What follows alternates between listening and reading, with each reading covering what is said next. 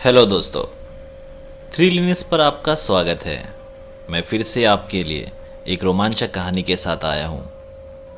तो चलिए कहानी शुरू करते हैं सुनील के साथ। बचपन में हम सब ने शायद ये सुना होगा कि कहीं पर कोई अनजान चीज हाथ नहीं लगाना चाहिए या फिर उठाकर घर नहीं लाना चाहिए। मुझे भी आज तक ये सारी बातें बस बोलने वाली बातें लगती थी, पर ये सब चीजों को ना मानना हानिकारक साबित हुआ कुणाल के लिए। कुणाल 12th क्लास में पढ़ने वाला एक लड़का था। फाइनल एग्जाम के बाद जैसा हर कोई करता है, वैसे ही कुणाल और उसके दोस्तों ने सोचा कहीं घूम आए। कुणाल और उसके 4 दोस्तों ने सोचा वो एक यादगार आउटिंग करेंगे।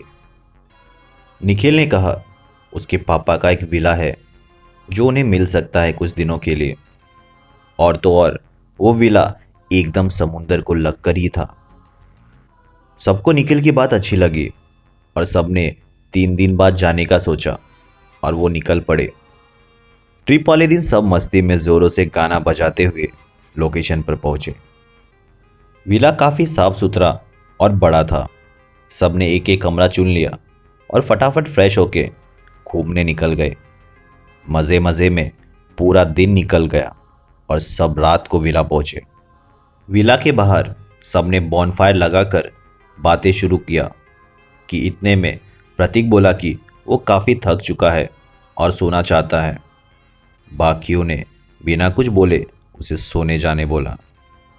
कुछ समय बाद सबने सोचा क्यों न प्रतीक को परेशान किया जाए। सब प्रतीक के कमरे में गए और उसे परेशान करने लगे कि इतने में कुणाल की नज़र खिड़की के नीचे गई। उसने वहां कुछ चमकता हुआ देखा। वो समझ नहीं पाया और अपनी कोनी मारकर दूसरों को वो चीज़ बताने लगा। सब अपनी मस्ती में मगन थे और किसी ने कुछ देखा भी नहीं।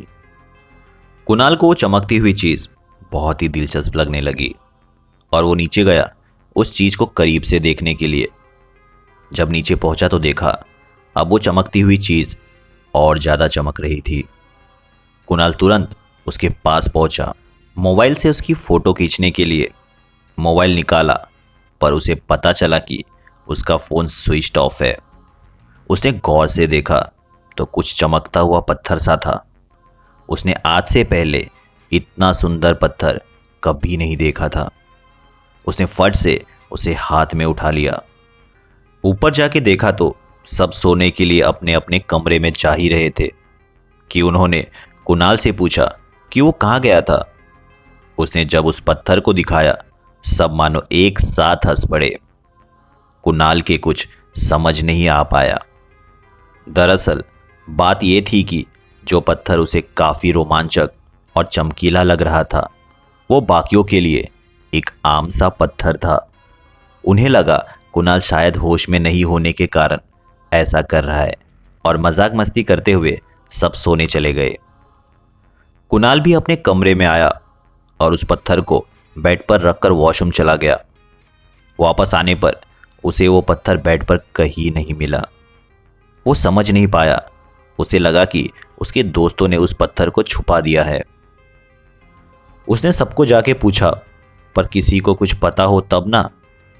अब कुणाल फिर से अपने कमरे में आया तो वो पत्थर उसी के बिस्तर पर पड़ा हुआ था। उसे कुछ समझ नहीं आया। गौर से देखने पर उसे ऐसा लगा कि उस पत्थर से मानो धुआं निकल रहा है।